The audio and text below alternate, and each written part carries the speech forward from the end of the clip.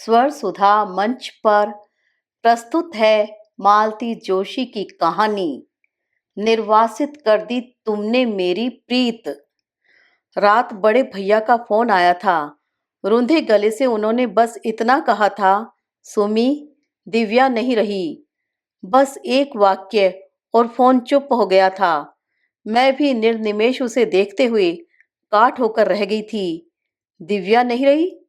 दिव्या जो जीवन का, सौंदर्य का, उल्लास का, उमंग का प्रतीक थी, वह नहीं रही। यह कैसे हो सकता है? सचमुच हरदम हंसती खिलखिलाती, ठुमकती मचलती दिव्या को मृत्यु के साथ जोड़कर देखना बड़ा कठिन लग रहा था। पर यह मजाक तो नहीं हो सकता। ऐसा क्रूर मजाक, और वह भी बड़े भैया, क्यों करेंगे? इस धक्के से उबरने में मुझे कोई आधा घंटा लग गया। जब मन थोड़ा स्वस्थ हुआ तो मैंने ही फोन लगाया। इस बार लाइन पर छाया थी। ठीक तो है, वही तो सबसे पास है। दौड़कर पहुंच गई होगी। वह भी बुरी तरह टूटी हुई थी। सुबकते हुए उसने जो कुछ बताया उसका सार यह था कि दिव्या ने अपनी लैब की 17वीं मंजिल से छलांग लगा दी थी। उसके प्राण पखेरु तत्क्षण उड़ गए थे। अब यह पता लगाना मुश्किल है कि यह आत्महत्या है या मात्र दुर्घटना। हत्या की संभावना को भी एकदम नकारा नहीं जा सकता। ये तीनों ही संभावनाएं मेरे गले से नीचे नहीं उतर रही थी। उसने तो अपनी पसंद से यह करियर चुना था और अपनी पसंद के जीवन साथी के साथ सपनों के देश में बसने चली गई थी। शादी को अभी मात्र 3 साल ही तो हुए हैं। इतनी जल्दी कोई इतना हताश हो सकता है? और उसकी हत्या भला कोई क्यों करेगा? क्या उस जैसी निश्चल सरल लड़की से भी किसी की दुश्मनी हो सकती है? और दुर्घटना का तो सवाल ही नहीं उठता। वह तो अपने सहकर्मी से कहकर गई थी कि वह फ्रेश एयर लेने ऊपर जा रही है। फ्यूनरल कब है, कहाँ है? मैंने दबी जबान से पूछ लिया। दिव्या जैसी लड़की के फ्यूनरल की कल्पना तक सिहरा देती है, पर औपचारिकता है, पूछना ही पड़ा। फ्यूनरल तो बुआ वही हो गया। यहाँ लाने लायक स्थिति नहीं थी। चित्रा और अंकित गए हैं, मैं तो। और वह चुप हो गई। समझ गई कि देवी जी फिर से उम्मीद से हैं। चित्रा की शादी में मिली थी, तब एक बेटी थी, दूसरी की तैयारी थी। दिव्या की शादी में देखा 2 कन्याएं हैं, तीसरे की आहट है, और अब यह चौथे की सूचना है। इस बार भी बेटी ही हुई तो? उस मनस्थिति में भी मुझे छाया पर खींच आई। अच्छा, मैं कल रवाना हो रही हूँ। भैया भाभी का ख्याल रखना, मैंने कहा और फोन रख दिया। फिर एक फोन योगेश्वरी ट्रेवल्स को किया कि कल किसी भी गाड़ी में मेरा आगरा के लिए रिजर्वेशन करवा दे। इस उम्र में अब धक्के खाते हुए जाने की हिम्मत नहीं होती। रात में ही मैंने सूटकेस जमा कर रख लिया। कल जिस भी गाड़ी में सीट होगी निकल जाऊंगी। सब समेटकर सोने गई तो 12:30 बज रहे थे, पर मेरी आंखों में नींद का नाम नहीं था। एक मन हुआ पम्मी को फोन कर लूं, पर घड़ी देखकर अपने को रोक लिया। वैसे भैया ने वहां भी फोन तो कर ही दिया होगा। वह भी मेरे आगे पीछे ही पहुंचती होगी। मुंह से चाहे जैसा उल्टा सीधा बोलती रहे, पर ऐसे समय में सब कुछ भूलकर दौड़ी चली आएगी। मुझे विश्वास है इस समय हम दोनों का वहां होना बेहद जरूरी है। भाभी रो रो कर बेहाल हुई जा रही होंगी। भैया को सांत्वना देने वाला कोई नहीं होगा। अम्मा के बाद उस घर से संबंध थोड़े औपचारिक हो गए थे। जब तक अम्मा थी तब तक तो मैं हर छुट्टी में घर पहुंच जाती थी, इसलिए लड़कियां भी मुझसे हिली हुई थी। खासकर दिव्या के लिए तो मैं फ्रेंड, फिलॉसफर एंड गाइड थी। पर अम्मा के बाद सब कुछ बदल गया। अम्मा की 13वीं पर ही मैंने भाभी को किसी से कहते सुना था, अरे, एक सास मर गई तो क्या हुआ, दूसरी तो अभी बैठी है। वे तो बेचारी खटिया से लगी थी, पर यह तो खासम खास है, अभी पता नहीं कितने दिनों तक और राज करेगी। अपने स्नेह की ऐसी अवमानना देखकर मन खट्टा हो गया था। तब से मैंने घर जाना छोड़ दिया था। या तो पम्मी के यहाँ कुछ दिन चली जाती, या फिर किसी यात्रा कंपनी के साथ भारत भ्रमण कराती। भैया के यहाँ तो बस लड़कियों की शादी या सगाई में ही जाना होता था। इसीलिए दिव्या की भी जो आखिरी छवि मेरे मन में अंकित थी, वह नववधू की ही थी। शादी के तुरंत बाद वह तो अमेरिका चली गई थी। उसके बाद शायद एक आध बार ही आई हो। रात भर दिव्या का चेहरा मेरी आंखों के सामने घूमता रहा। उसके कई रूप याद आते रहे। यूं तो तीसरी बेटी के जन्म पर घरों में मातम छा जाता है, पर जब नर्स ने वह जापानी गुड़िया हाथों में थमाई थी, तो क्षण भर को अम्मा भी अपनी हताशा भूल गई थी। वह लड़की घर भर की आंखों का तारा थी, खिलौना थी।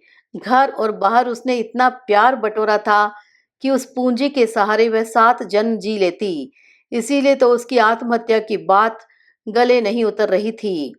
किसी तरह ठेल ठाल कर मैंने अपने को ट्रेन में चढ़ाया था। अम्मा के बाद से घर जाने का उत्साह ही खत्म हो गया था। फिर भी शादी ब्याह में जाते समय उत्साह न सही, एक उत्सुकता तो रहती ही है, पर इस बार तो यह सफर पहाड़ सा लग रहा था। वक्त काटने के लिए मैंने पिछली यात्राओं को याद करना शुरू किया। सबसे पहले छाया की शादी याद हो आई। मैं और पम्मी करीब करीब साथ ही पहुंचे थे। शादी में अभी 4-5 दिन बाकी थे, पर घर अभी से गोदाम बन गया था। पीछे वाला बरामदा तो बोरियों से अटा पड़ा था। कमरों में बिखरा हुआ सामान भी अपने लिए मुनासिब जगह तलाश रहा था। हमें लगा कि इस महासागर में अगर हमारी अटैचियां खो गई तो ढूंढे नहीं मिलेंगी। नहा धोकर हम लोग सुस्ता ही रहे थे कि एक तोंदियल सा शख्स दाखिल हुआ। आंटी, आपकी लिस्ट के अनुसार सारा सामान भिजवा दिया था, मिला लिया था। बाकी सामान तो आ गया, पर शायद बासमती का कट्टा नहीं पहुंचा। आप क्या पंगत में बासमती परोसेंगी आंटी जी? गोल्डन सैला चलने दीजिए। आजकल सब जगह रिसेप्शन में यही चलता है। मुकुंद, पंगत में जो तुम्हारा जी चाहे बनवाना। मैं तो घर के लिए मंगवा रही थी। अब साल भर तीज त्योहार चलते रहेंगे। दामाद का समधियों का आना जाना लगा ही रहेगा। उन्हें क्या सैला चावल खिलाऊंगी? अभी ले आऊं या बाद में लाने से चलेगा? बाद में ले आना। अभी ले आते तो लगे हाथ साफ सुफ करके गोलियां डाल के रख देती। जी अच्छा, कहकर जब वह मुकुंद नामक प्राणी चला गया, तब मैंने पूछा, आजकल गोपाल दास के यहाँ से सामान नहीं आता क्या? या कि यह उन्हीं का आदमी है? क्या बात करती हो? भाभी झल्लाई। ये तो इनका स्टूडेंट है, फाइनल में है, इंग्लिश में एमए कर रहा है। पम्मी चिहुकी। मुझे तो यकीन ही नहीं आ रहा। मुझे तो लगा जैसे सीधे किराने की दुकान से उठकर चला आ रहा हो। उसकी दुकान है, शहर का सबसे बड़ा किराना मर्चेंट है उसका बाप। मुझसे बोला कि इस बार छाया दीदी की शादी का सामान हमारे यहाँ से लीजिए। हमने कहा ठीक है, हमें क्या, कहीं भी पैसे देने हैं, वहां न दिए यहाँ दे दिए। ये पैसे देंगी? पम्मी फुसफुसाई। मैंने बड़ी मुश्किल से चिकोटी काटकर उसे चुप किया। फिर विषय बदलने की गरज से भाभी से कहा, हमें होने वाले दामाद की फोटो तो दिखाइए। हमने सुना है कि वे भी भैया के स्टूडेंट थे। हाँ, पिछले साल ही तो फाइनल किया है, गोल्ड मेडल मिला था। अच्छा, अब पीएचडी कर रहे हैं, मुरादाबाद में लेक्चरर हैं। भाभी फोटो लेने भीतर चली गई तो पम्मी ने कहा, कन्यादान के लिए गोल्ड मेडल की वर दक्षिणा सौदा कोई बुरा नहीं रहा। क्यों दीदी, तुम थोड़ी देर चुप नहीं रह सकती? चुप कैसे रहूं दीदी? मुझे तो यह चिंता खाए जा रही है कि इस साल अगर इस मोटूमल की पोजीशन आ गई तो बेचारी चित्रा की जिंदगी तबाह हो जाएगी। पम्मी की बात पर हंसी भी आई और गुस्सा भी। अच्छा हुआ भाभी फोटो लेकर प्रकट हो गई। बात वहीं दब गई। हम लोग फोटो का मुआयना कर रहे थे कि एक सुदर्शन सा नवयुवक एक मिस्त्री टाइप व्यक्ति के साथ मंच पर अवतरित हुआ। आंटी जी, आप इलेक्ट्रिशियन के लिए कह रही थी, ले आया हूँ। क्या क्या काम करवाना है बता दीजिए। सामान ले आए? कैसा सामान? एक तो बिजली की झालरें चाहिए, पूरे कंपाउंड में मकान में लगेंगी। 2 ठो बड़े पंखे चाहिए, एक बरामदे में लगेगा और एक छत पर। 2 ठो पंखे और 2 कूलर जनवासे में भी लगेंगे। हाँ, वहाँ एक रंगीन टीवी भी चाहिए। दूसरे दिन इतवार है, वे लोग महाभारत देखेंगे। और देखो, एक बड़ा सा फ्रिज 2 दिन पहले से ही यहाँ आ जाए। हलवाई ने कहा है कि बंगाली मिठाई फ्रिज में ही रखी जाएगी। वह लड़का मुंह बाए भाभी की फरमाइशें सुनता रहा।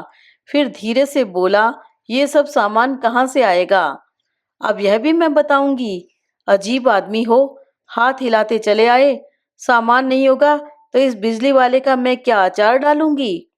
लड़का अपना सा मुंह लेकर बाहर चला गया, साथ में वह मिस्त्री भी। पम्मी एकदम पूछ बैठी, भाभी क्या यह भी स्टूडेंट है? हाँ, क्यों? तो इस साल इसे ही गोल्ड मेडल दिलवा दीजिए। क्यों? उस समय पता नहीं कहाँ से चित्रा कमरे में टपक पड़ी। पम्मी की उसे कभी नहीं बनी। इस बार भी पम्मी को अपमानित करते हुए कसैले स्वर में बोली, उसे तुम्हारी सिफारिश की जरूरत नहीं है छोटी बुआ। आलोक हमेशा से टॉपर रहा है। चित्रा शायद सेफ की चाबी लेने आई थी, लेकर चली गई, पर वातावरण को बड़ा असहज बना गई। मैंने वातावरण को थोड़ा हल्का बनाने की कोशिश करते हुए कहा, दरअसल भाभी, लड़का इतना सुंदर है कि हमें लगा चित्रा के साथ उसकी जोड़ी खूब जमेगी। अरे सुंदर है तो क्या सिर पर बिठा लें? भाभी ने हिकारत से कहा, न जात का न बिरादरी का। वैसे भी चित्रा के लिए तो हम कोई डॉक्टर या इंजीनियर ही ढूंढेंगे। वो तो छाया का रंग थोड़ा दबा हुआ था, तो हमने सोचा कि चलो प्रोफेसर ही सही। हाँ, सो तो है। प्रोफेसरों को तो कैसी भी बीवी चल जाती है। पम्मी किसी तरह बाज नहीं आ रही थी। मैंने उसे जबरदस्ती उठाते हुए कहा, चल थोड़ा लॉन में घूम लेते हैं। बैठे बैठे पांव अकड़ गए हैं। अब तो धूप भी कम हो गई है।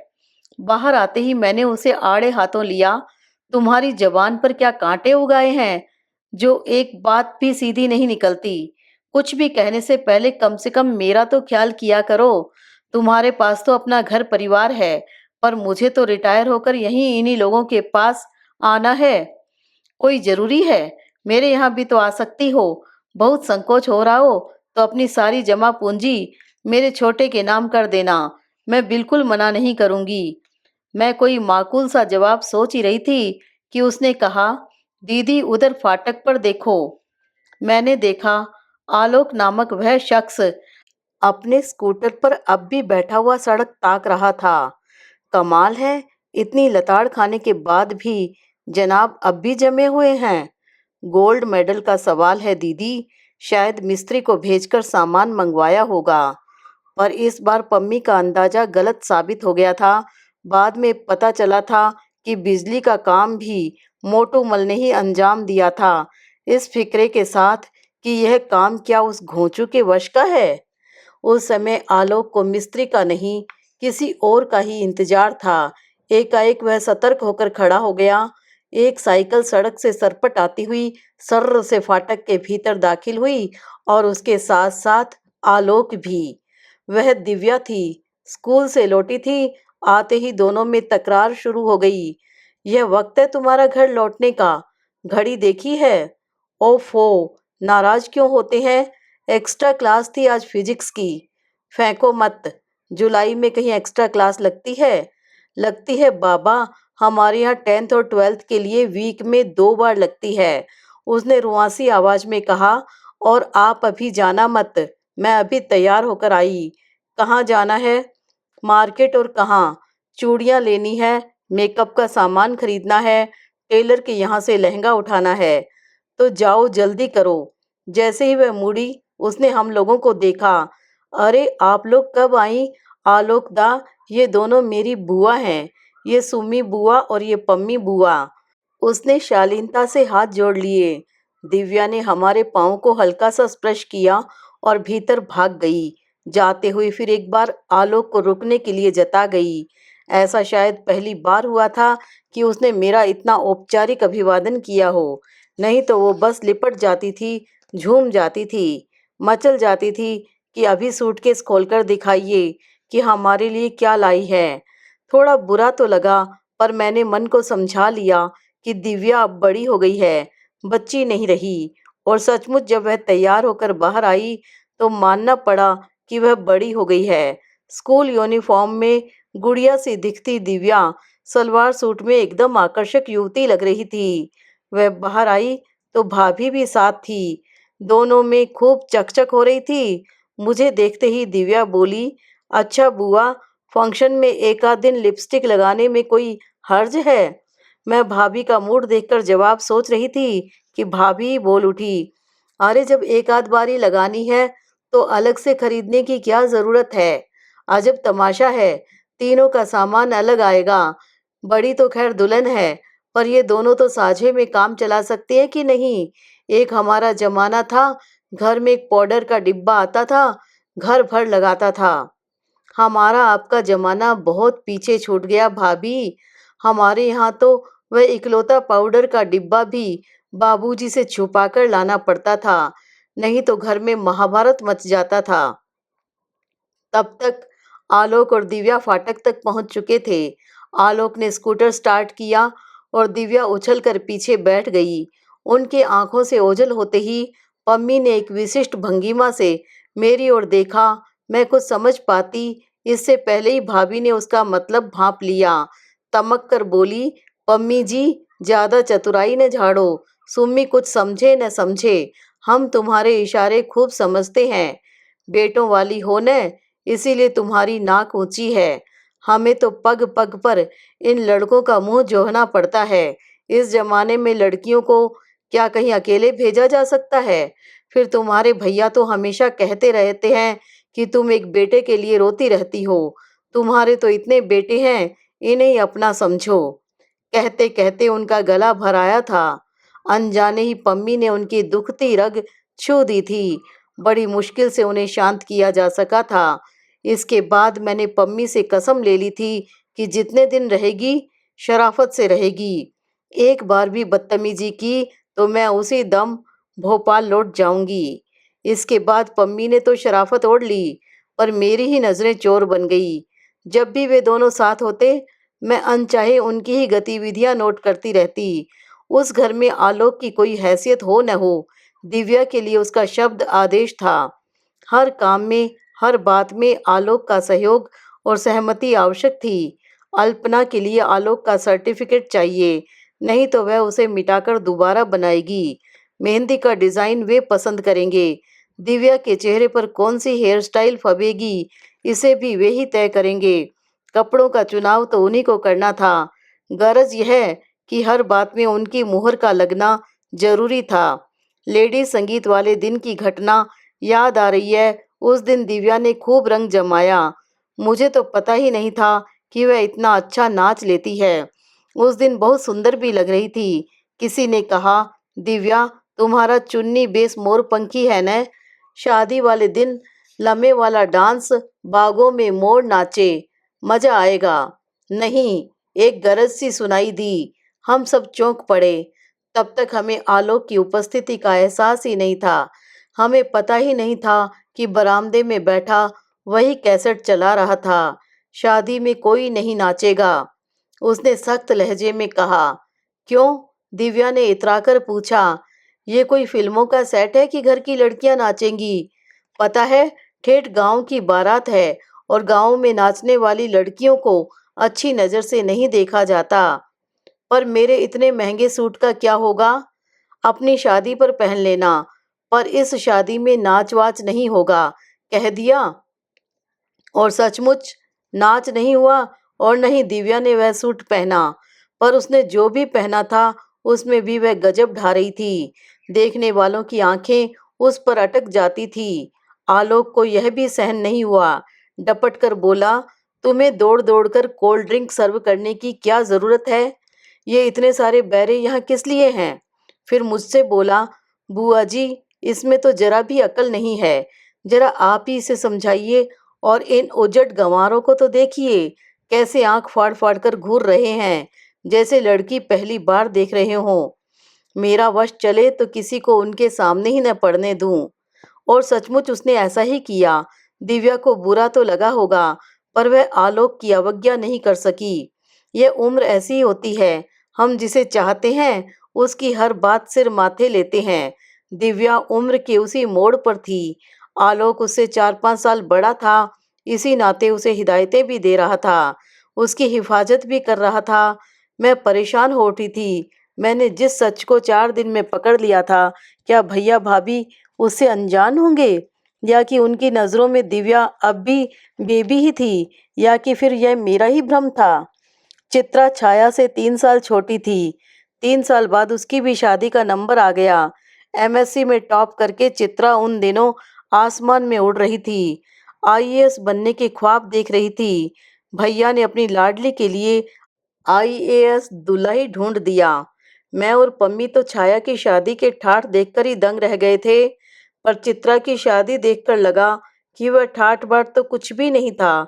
इस बार घरातियों के लिए एक शानदार बंगला किराए पर लिया गया था। बारातियों का इंतजाम तो 3 स्टार होटल में था। दहेज का सामान देखकर तो आंखें चकाचौंध हो गई। सब कुछ इम्पोर्टेड था। 30 तोला सोना और चांदी के बर्तनों का पूरा सेट। साड़ी कोई भी 2000 से कम की नहीं होगी।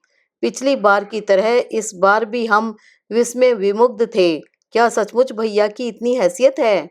लेकिन इस शाही सरंजाम के बावजूद बारातियों के मिजाज नहीं मिल रहे थे। बार बार शिकायतें आ रही थी। रूम सर्विस ठीक नहीं है, एसी काम नहीं कर रहा, कमरों में कलर टीवी नहीं है, फोन पर एसटीडी सुविधा नहीं है। भैया बार बार फोन पर गिड़गिड़ाए जा रहे थे। सर, मैंने तो इस शहर का सबसे पॉश होटल आपके लिए बुक करवाया है। इससे अधिक मैं क्या कर सकता हूँ? अपने धीर गंभीर विद्वान और रोब दाब वाले भाई को इस तरह गिड़गिड़ाते देखना बड़ा बुरा लग रहा था। उधर होटल वाले बारातियों की बदतमीजियों की शिकायत किए जा रहे थे। भैया अजीब पसोपेश में थे। उन लोगों की बदतमीजी का प्रमाण तो द्वाराचार के समय ही मिल गया। नाचते नाचते 3 घंटे तो उन लोगों ने रास्ते में ही लगा दिए। भैया के सारे गणमान्य अतिथि भाभी के हाथ में लिफाफा थमाकर बिना खाए पिए ही चले गए। अपनी बेटी के लिए भैया ने हीरे जैसा दामाद ढूंढा था, पर उसका प्रदर्शन करने की तमन्ना अधूरी ही रह गई। बाद में लगा कि अच्छा ही हुआ जो सब लोग जल्दी चले गए। बाद का नज़ारा जरा भी देखने लायक नहीं था। सब लोग, खासकर लड़के, नशे में धुत थे। वे लोग अश्लील गाने गा रहे थे, भद्दी फब्तियां कस रहे थे। वे लोग कोल्ड ड्रिंक से होली खेल रहे थे, गिलासों को फुटबॉल की तरह लुढ़का रहे थे। एक दो वेटरों के साथ तो झूमा झटकी भी हो गई। सजे संवरे पंडाल का उन्होंने पल भर में नक्शा बदल दिया।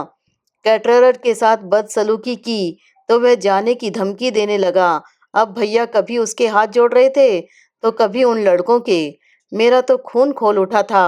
बड़ी मुश्किल से अपने ऊपर जब्त किए रही, ऐसा न हो कि अपनी वजह से रंग में भंग हो जाए। उधर भाभी बार बार आंसू पोंछते हुए अपने भाग्य को कोस रही थी। काश एक बेटा होता तो आज बाप के साथ खड़ा तो होता। वहां जो एक सुपुत्र थे, यानी कि सन इन लॉ प्रोफेसर जितेंद्र, बड़े ही निर्लिप्त भाव से सारा तमाशा देख रहे थे। मौका पाते ही उन्होंने हंसते हुए कहा, बुआ जी देख रही है न, अब इन्हें पता चलेगा कि बारातियों के नखरे क्या होते हैं। हमारा तो गंवई गांव का परिवार था, उसे धर्मशाला में टिका दिया, 5 मिठाइयों वाली पंगत दे दी, छुट्टी पा गए। हमारा तो खैर कोई सवाल ही नहीं था, हम तो लिहाज में ही मारे गए। पापा जी को अब आनंद आ रहा होगा। पापा जी की फजीयत का सबसे ज्यादा आनंद तो खुद जितेंद्र ही उठा रहे थे। सब कुछ देखकर उन्हें बड़ा आसुरी संतोष मिल रहा था। मुझे तो छाया पर तरस आ रहा था। दीन दुनिया से बेखबर, बस अपनी छुटकी में ही मगन थी। एक गोद में, एक पेट में। दोनों बच्चों ने उसे हलकान कर रखा था। दूसरों की ओर ध्यान देने का उसे अवकाश ही नहीं था। सबसे ज्यादा ताव तो मुझे चित्रा पर आ रहा था। महंगा ब्राइडल मेकअप करवाकर ऐसे तनी बैठी थी मानो विश्व सुंदरी का खिताब जीत लिया हो। लड़के पापा का अपमान कर रहे थे, मखौल उड़ा रहे थे, बेजा फरमाइशें कर रहे थे। उसे जैसे किसी चीज से सरोकार ही नहीं था। स्टेज पर बैठी मंद मंद मुस्कुरा रही थी, अपने नए नवेले पति से बतिया रही थी। यह लड़की है या बर्फ का गोला? मेरा तो यह सब देख देख कर खून खोल रहा है, पर इसे देखो, माथे पर शिकन तक नहीं है। दीदी, खून खून में फर्क होता है, पम्मी ने गंभीरता से कहा। हमारा तुम्हारा खून खोलता है क्योंकि वह पसीने की कमाई से बना है। यहाँ का हाल तो तुम जानती ही हो। पम्मी बात कड़वी करती है, पर वह अक्सर सच होती है। सचमुच हम लोग तो इतना अपमान बर्दाश्त ही नहीं कर पाते। मुझे 22 साल पुरानी घटना याद हो आई। बारातियों के वही परंपरागत तेवर थे। वधु पक्ष उसी तरह क्षमा याचना की मुद्रा में खड़ा था। मान मनोहार हो रही थी। पता नहीं किससे क्या बदसलूकी हो गई थी कि बाराती नाराज हो गए थे। दूल्हे की घोड़ी दरवाजे पर रोक दी गई थी और मान मनोवल का दौर जारी था। छज्जा मेरी सहेलियों से पट गया था। सब दूल्हे को देखने के लिए बेताब थी और दूल्हा था कि दूर सड़क पर ही खड़ा हो गया था। खुसर फुसर सुनकर मुझसे भी कमरे में नहीं बैठा गया। मैं भी अपनी बनारसी साड़ी संभालती हुई सखियों के पीछे आ खड़ी हुई। ऊपर से देखा बाबूजी, भैया, चाचा जी सबके सब हाथ जोड़कर प्रार्थना किए जा रहे हैं और सामने वाले तनी हुई मुद्रा में खड़े हैं। मेरा खून तो जैसे उबलने लगा, कनपटियां फड़कने लगी। तभी सुना कोई सिरफिरा बिगड़ैल नौजवान बाबूजी से कह रहा है, ए मास्टर, अपनी औकात में रहो, ज्यादा लप्पन छप्पन की जरूरत नहीं है। यह सुनना था कि मुझे तो जैसे आग लग गई। मैं दनादन सीढ़ियां फलांगती नीचे उतर आई। बीच मंडप में आकर मैंने ऐलान कर दिया, बाबूजी, इन लोगों को विदा कर दीजिए, यह शादी नहीं हो सकती। सब लोग एकदम सन्न रह गए। अम्मा तो बेहोश ही हो गई। अब भैया, भाभी, चाचा सब मुझे समझाने में जुट गए। बाबूजी ने भी कहा, बेटा, यह कोई अनोखी बात नहीं है, ऐसा तो होता ही रहता है। हिंदुस्तान में हर बाराती अपने को राजा समझता है और बेटी का बाप दुनिया का सबसे निरीह और असहाय प्राणी। उसे इन जिल्लतों से गुजरना ही पड़ता है। पर तू इतनी सी बात के लिए अपनी जिंदगी तबाह न कर। नहीं बाबूजी, यह मेरे लिए इतनी सी बात नहीं है। ऐसे संस्कारहीन परिवार में मेरा गुजारा नहीं हो सकता। इससे तो मैं कुंवारी ही भली हूँ। लिहाजा बारात बेरंग लौटा दी गई। हिंदुस्तान में जिस लड़की के घर से बारात लौट जाती है, उसकी शादी फिर आसानी से नहीं हो पाती। मेरी भी नहीं हो पाई। बाबूजी को जिंदगी भर इसका मलाल रहा। भैया भाभी को तो अच्छा बहाना मिल गया। उन्होंने तो यह कहकर पल्ला झाड़ लिया कि अब हम पम्मी की शादी का भी जोखिम नहीं लेंगे। बेकार में जग हंसाई होती है। पम्मी ने भी किसी को जहमत नहीं दी, किसी के एहसान नहीं लिए। उसने खुद अपना पति चुन लिया और मंदिर में फेरे ले लिए। घर वालों को बाद में सूचना भेज दी। उसे गर्व है कि उसके लिए न किसी ने जूते चटकाए, न किसी के पैर पूजे। पिछली पीढ़ी की लड़कियां थी हम, फिर भी इतना साहस कर सकी। और ये तथाकथित आधुनिकाएं, एक केवल दिव्या ही थी जो छाया की तरह पापा के साथ लगी हुई थी। उसे देखकर लड़के और बहक रहे थे, पर वह अपना संयम बनाए हुए थी। उत्तेजना से कई बार उसका चेहरा लाल हो जाता था, माथे की नसें तन जाती थी, पर उसने अपनी गरिमा बनाए रखी, जिससे अभद्रता अपने आप लज्जित होती रही। उसे चिंता थी तो पापा के बीपी की, इसलिए वह उन्हें यथासंभव तनाव मुक्त रखने का प्रयास कर रही थी। सच, इन 2-3 सालों में ही वह कितनी परिपक्व हो गई थी। मुझे अनायास आलोक की याद हो आई। वह होता तो क्या दिव्या को इन भेड़ियों के बीच जाने देता? अगर वह होता तो जितेंद्र की तरह खड़े खड़े तमाशा नहीं देखता। एक ढाल की तरह, अंगरक्षक की तरह दिव्या के साथ होता और उसका साथ होना ही लोगों पर रोब डालने के लिए काफी होता। बिना किसी बड़ी दुर्घटना के जब खाना पीना समाप्त हो गया तो सबने चैन की सांस ली। थोड़ी सी फुर्सत मिली तो मैंने दिव्या से पूछा, तुम्हारे आलोकदा नजर नहीं आए?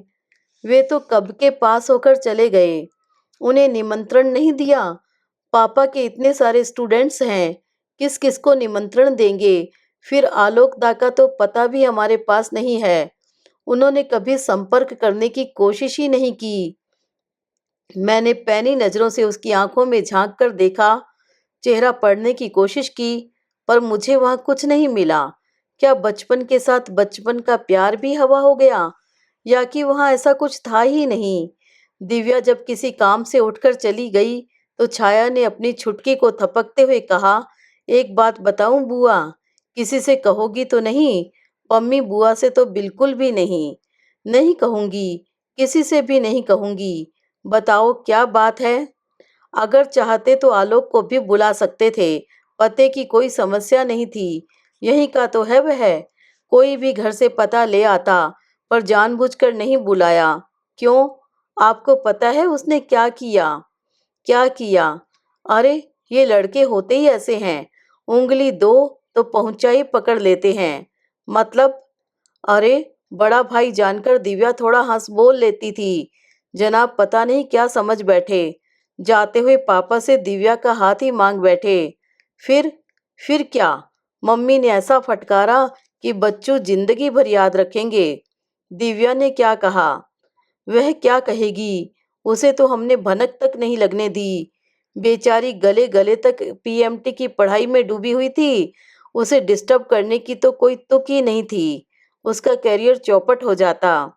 अच्छा ही हुआ कि मैंने उसे यह नहीं बताया कि आलोक का नया पता मुझे मालूम है। अभी साल भर पहले की ही बात है। केमिस्ट्री का प्रैक्टिकल लेने मैं एक कस्बे में गई थी।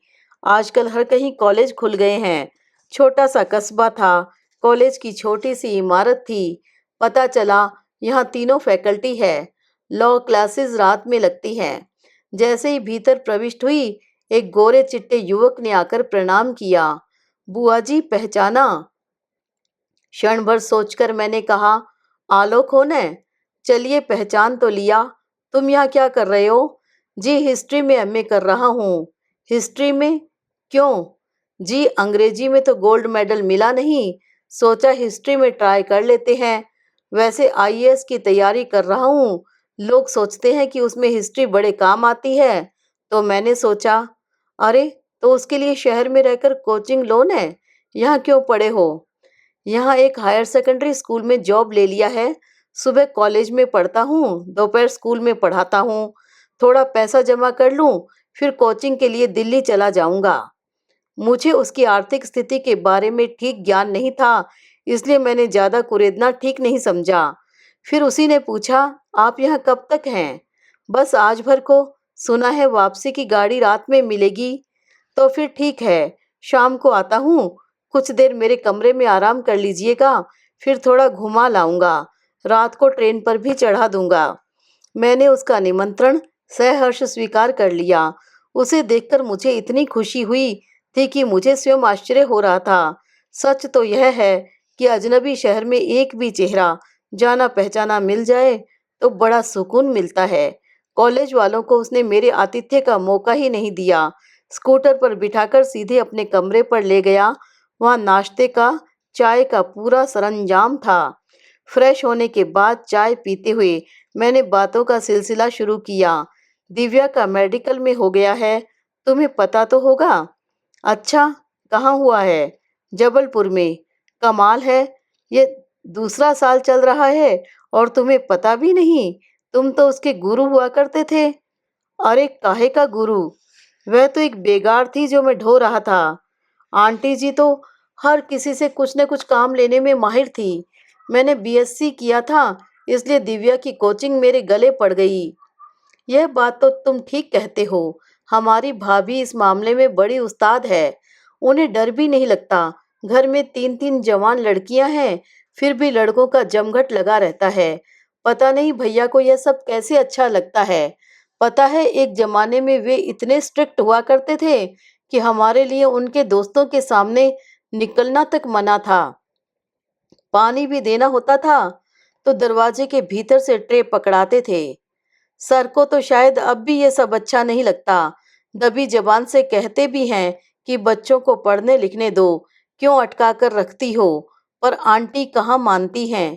कहती हैं हर जगह तो मैं लड़कियों को नहीं भेज सकती, कुछ काम तो लड़कों के ही करने के होते हैं।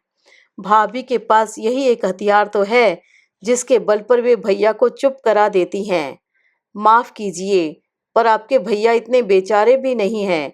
गुरु निंदा नहीं करनी चाहिए, पाप लगता है। पर सच बात जबान पर आ ही जाती है। सर खुद कुछ नहीं कहते, बस आंटी के कंधे पर रखकर बंदूक चलाते हैं। मतलब आंटी सिर्फ काम ही करवाती हैं ऐसा नहीं है, दुनिया भर का सामान भी मंगवाती रहती हैं। जिसने भी पैसे मांगे समझ लो हमेशा के लिए खारिज हो गया। और घर के कमाऊ व्यक्ति को यह तो नजर आता ही होगा कि घर में जो बेहिसाब सामान आ रहा है वह उसकी आमदनी के अनुपात से बहुत ज़्यादा है, फिर भी वे चुप रहते हैं। इसका मतलब साफ है, उनकी इस मामले में मूक सम्मति है। मैं चुपचाप चाय गटकती रही। जवाब में कहती भी क्या? आपके सामने यह सब कहना अच्छा नहीं लग रहा है, पर एक बार बात चल निकली है तो रोकना भी मुश्किल है। मुझे गोल्ड मेडल नहीं मिला, बहुत बुरा लगा। किसी और को मिलता तो शायद इतना दुख नहीं होता, पर वह बनिए का बेटा मुकुंद हम सबसे बाजी मार ले गया। इसके लिए वह साल भर तक सर के घर का आटा पिसवाता रहा, टेलीफोन और बिजली के बिल भरता रहा, उनकी गाड़ी धुलवाता रहा। छाया दीदी की शादी का तो सारा इंतजाम उसके जिम्मे था, उसका फल भी उसे मिल गया।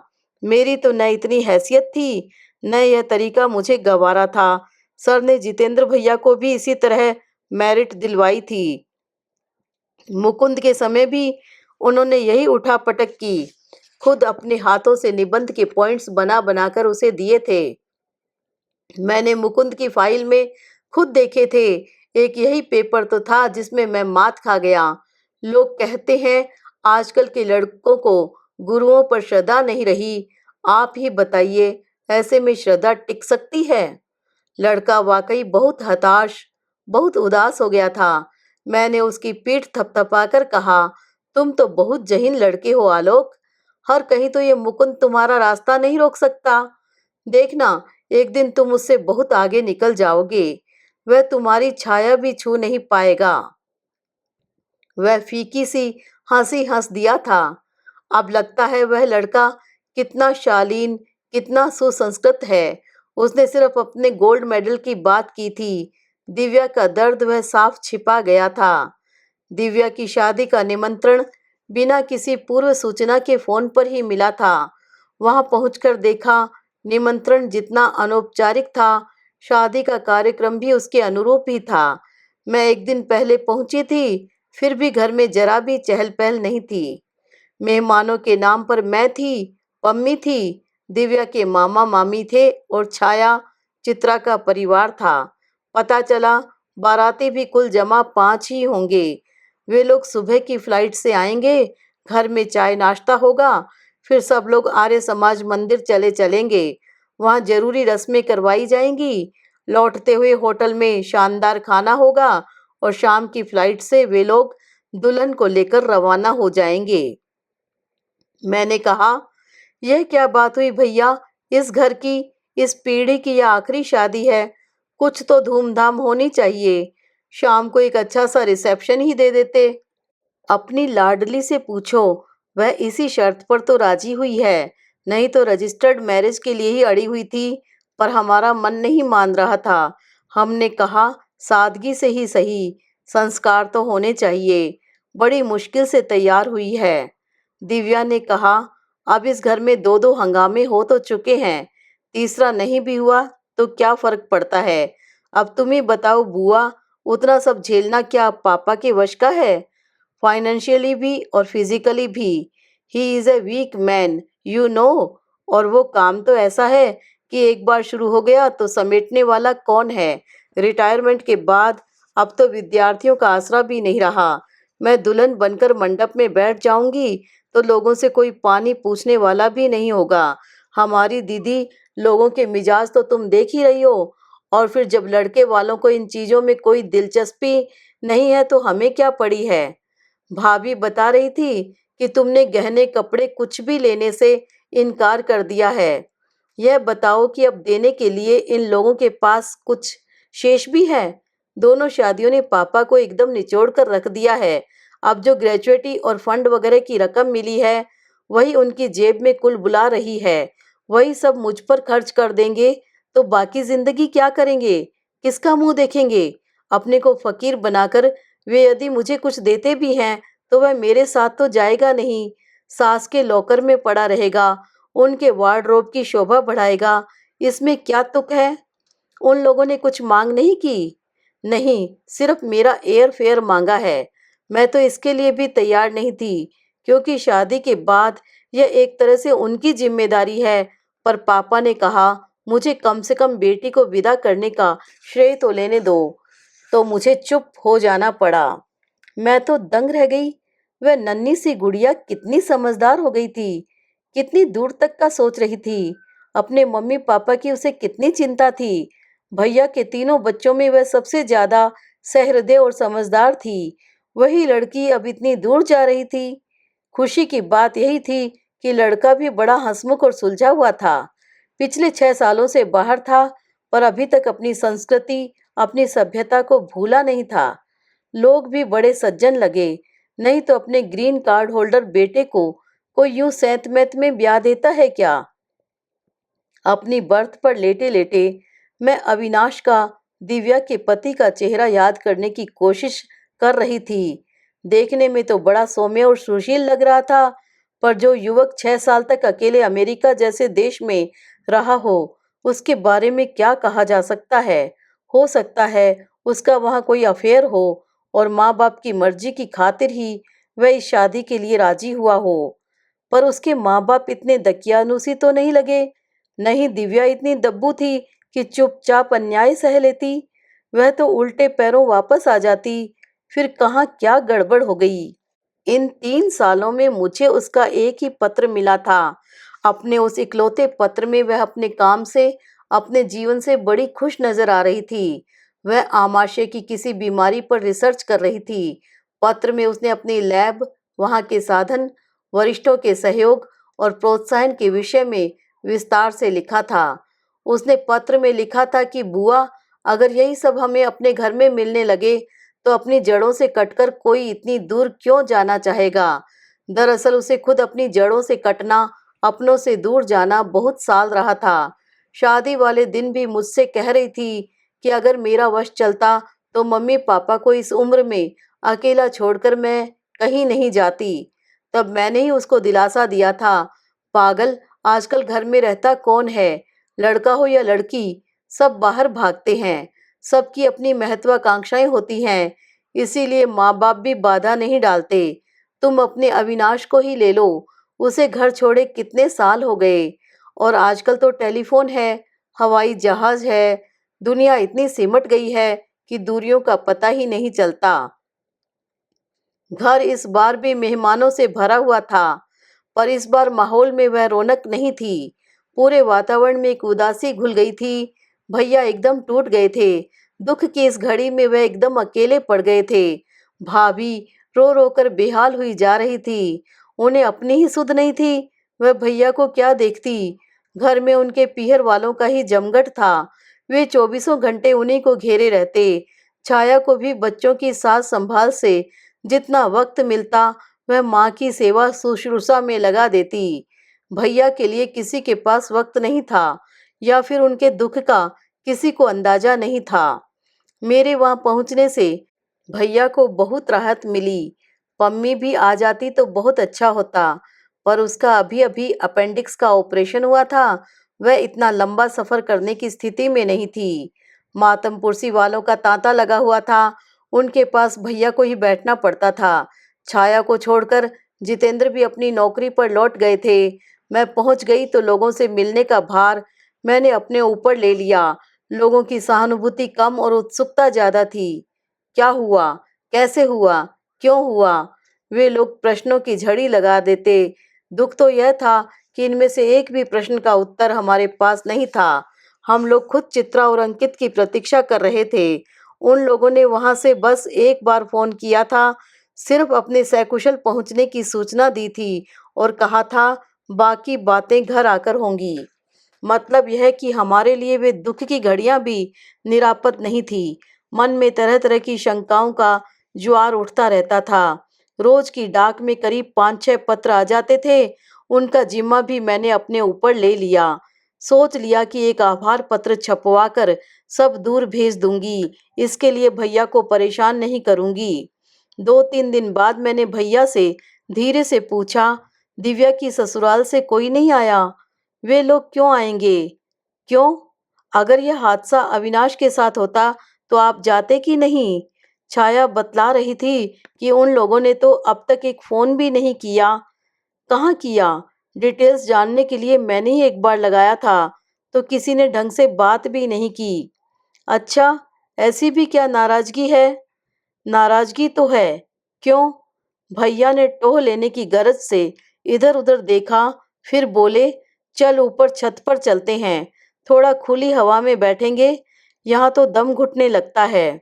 आपको सीढ़ियाँ चढ़ना मना है न?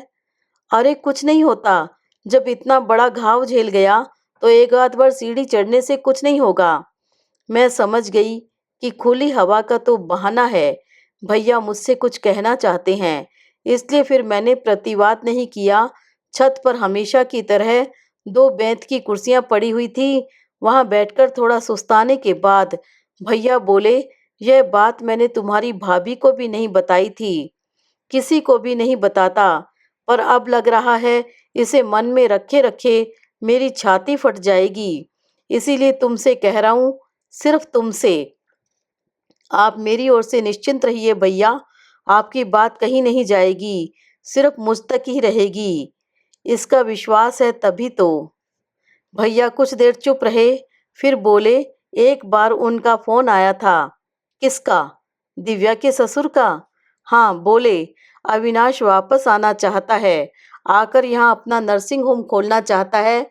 मुझे पहले से पता नहीं था, मैंने तो अपनी सारी पूंजी अभिलाष को दे दी, अब मेरे पास कुछ भी नहीं है। अभिलाष कौन? उनका बड़ा बेटा। हाँ, पति पत्नी दोनों डॉक्टर हैं, दोनों ने सरकारी नौकरी छोड़कर अपना नर्सिंग होम शुरू किया है, 3 मंजिला बिल्डिंग बना ली है। आपने क्या जवाब दिया? मैंने कहा, देखिए, मुझसे जो भी बन पड़ेगा मदद करूंगा, पर मेरे पास एक मुश्त इतनी रकम कहाँ है कि नर्सिंग होम बन सके। 3 3 बेटियों की शादी कर चुका हूँ। तो तपाक से बोले, हमने तो आपसे कुछ नहीं लिया, नई शादी में एक पाई भी खर्च होने दी, तो क्या अब वसूलने का इरादा है? मैंने उनसे कहा कि यह आपका बड़प्पन है कि आपने इतनी सादगी से शादी की, पर मेरे पास हार्ड कैश सचमुच बहुत कम है, नाम मात्र को है। तो बोले, आपके पास इतना बड़ा मकान तो है, इसे बेच दीजिए, वैसे भी आप दो प्राणी हैं, इतने बड़े मकान का क्या करेंगे, कहीं अच्छा सा फ्लैट ले लीजिए, मेंटेन करने में भी सुविधा रहती है। फिर आपने क्या कहा? क्या कहता, मेरा तो दिमाग सुन्न हो गया था। मैंने कहा, सोचकर बताऊंगा। तो दूसरे दिन फिर उनका फोन आ गया। मैंने कहा, देखिए, यह मकान मेरे अकेले का नहीं है, यह मेरी पुश्तैनी संपत्ति है, इस पर मेरी बहनों का भी हक है और बेटियों का भी। कुछ भी करने से पहले सबकी सहमति लेनी होगी, अगर बेचता हूँ तो सबको हिस्सा भी देना पड़ेगा। मुझे तो आज पहली बार पता चला कि इस मकान पर मेरा भी हक है। मैंने मन ही मन बाबूजी की दूरदर्शिता को धन्यवाद दिया कि उन्होंने जमीन बेचकर शहर में यह हवेली नुमा मकान खरीद लिया था। उनकी नौकरी में तो यह कभी भी संभव नहीं था। मुझे खुशी भी हुई कि भैया इस पर हमारे हक को स्वीकार कर रहे हैं।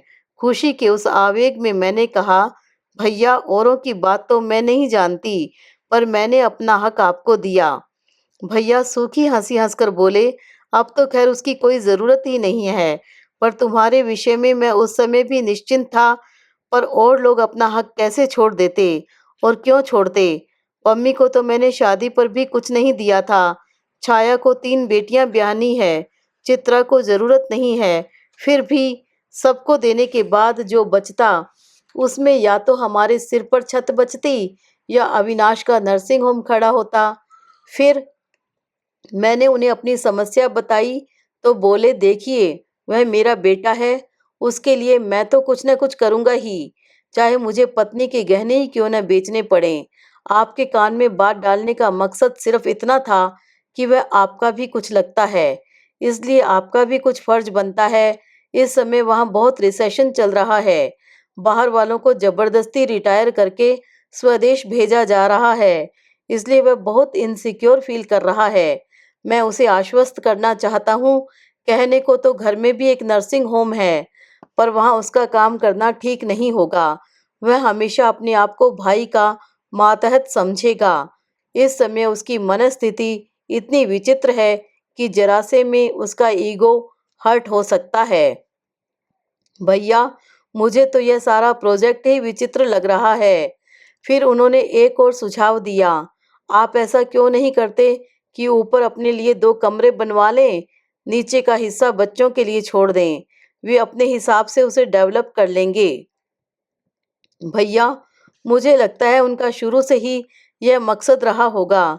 वे बड़ी चतुराई से धीरे-धीरे असली बात पर आना चाहते थे। क्या पता, मुझे अगर पता होता कि यह सवाल दिव्या की जिंदगी से जुड़ा है, तो 1 मिनट में मकान खाली कर देता, भले ही सारी जिंदगी सड़क पर गुजारनी पड़ती। आपने दिव्या से तो बात की होगी? हाँ, मैंने डॉक्टर साहब से सोचने के लिए थोड़ा और वक्त मांग लिया और दिव्या को फोन किया। सुनकर वह तो जैसे आसमान से गिरी। उसे तो कुछ भी पता नहीं था। तुम्हें तो मालूम है, वे जो भी काम करती थी, लग कर करती थी। उस समय भी वह अपनी रिसर्च में मशरूफ थी। उसकी दुनिया लैब में ही सिमट कर रह गई थी। बाहर कैसी हवा बह रही है, उसे मालूम नहीं था। उसने कहा, पापा, आप परेशान न हो, मैं 2 दिन बाद फ़ोन करती हूँ। फिर किया? हाँ, पूरे 6 दिन बाद किया।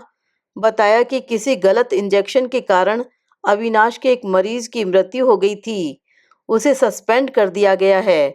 उस पर डीई चल रहा है। उसे अपना लाइसेंस छिन जाने का डर है। इसीलिए वह जल्द से जल्द भारत लौटना चाहता है।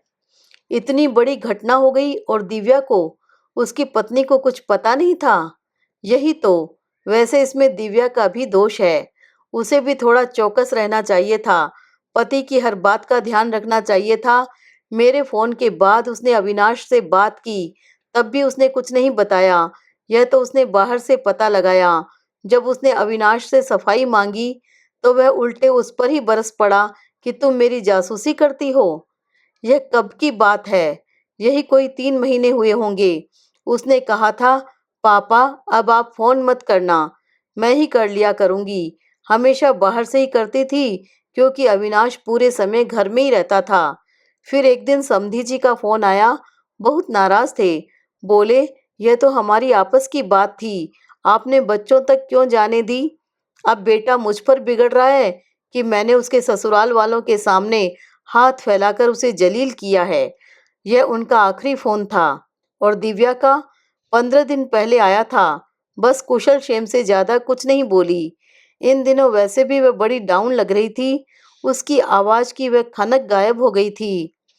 अब तो चित्रा वगैरह आएंगे तभी कुछ पता लगेगा। क्या पता लगना है? मेरी अंतरात्मा जानती है कि उसने आत्महत्या की है। उस जैसी खुददार लड़की अपमान और जिल्लत की जिंदगी जी ही नहीं सकती थी। काश वह यहीं लौट आती। जैसे जैसे दिन बीत रहे थे, मातम पुरसी करने वालों की भीड़ छट रही थी। हम लोग भी बार बार वही सब दोहराने की ऊब से बच गए थे। जिस दिन आलोक आया, हॉल एकदम खाली था। उसे देखकर मुझे जरा भी आश्चर्य नहीं हुआ।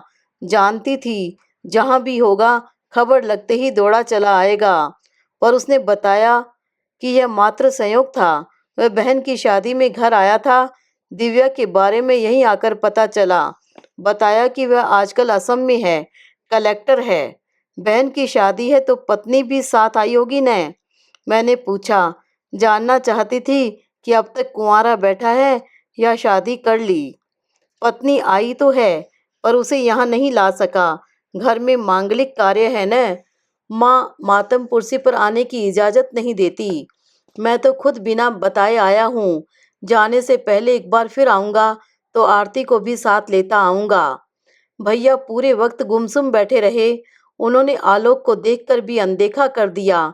मैं ही पूरे वक्त बात कर रही थी, पर अंदर से मुझे बहुत अटपटा लग रहा था। ऐसी भी क्या नाराजगी? वह शख्स शादी वाले घर से छुपकर आपके दुख में हिस्सा बटाने चला आया है। आप उससे 2 बातें भी नहीं कर सकते? कुछ नहीं तो हालचाल ही पूछ लेते। मैं ही एक तरह से अपराध बोध से ग्रसित हो गई। जानबूझकर उसे छोड़ने गेट तक गई। मैंने कहा, आलोक, भैया के बर्ताव का बुरा मत मानना, प्लीज। अभी वे इस धक्के से उबर नहीं पाए हैं। दरअसल यह आघात ही इतना जबरदस्त है कि हम सबकी मति कुंठित हो गई है। फिर वे तो उसके पिता हैं। वह कुछ क्षण मुझे एकटक देखता रहा, फिर बड़े ही तरल स्वर में बोला, बुआ जी, आपका तो इतना बड़ा परिवार है।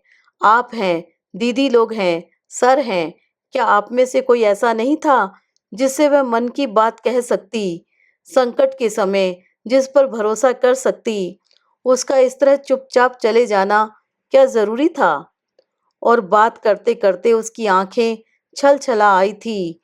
कस्बे की उस शाम अपने रिज़ल्ट के बारे में बोलते हुए वह अपनी इस चोट को, इस दर्द को छिपा गया था। पर आज उसने ऐसा कोई प्रयास नहीं किया। भीतर आकर देखा, दोनों मुट्ठियाँ छाती पर कसे हुए भैया निस्पंद बैठे हैं। मैं तो एकदम घबरा गई। क्या हुआ भैया? तबीयत तो ठीक है न? कुछ नहीं रे। इस लड़के को देखकर छाती में एक बगोला सा उठा था, उसी को दबा रहा हूँ। मैं आश्चर्य से उन्हें देखती रही। कितना सुंदर लड़का, कितना होनहार, कितना सुशील, दिव्या पर जान छिड़कता था। अगर शादी हो जाती तो उसे देवी बनाकर पूजता। उस दिन उसकी बात रख ली होती तो दिव्या आज हमारे बीच होती। पराए देश में अजनबी लोगों के बीच यूं छटपटाकर प्राण न दे देती। पर क्या करूं, तुम्हारी भाभी को यह सब रास ही नहीं आया। उत्तर में मौन ही बनी रही मैं। इसके बाद कहने को था ही क्या।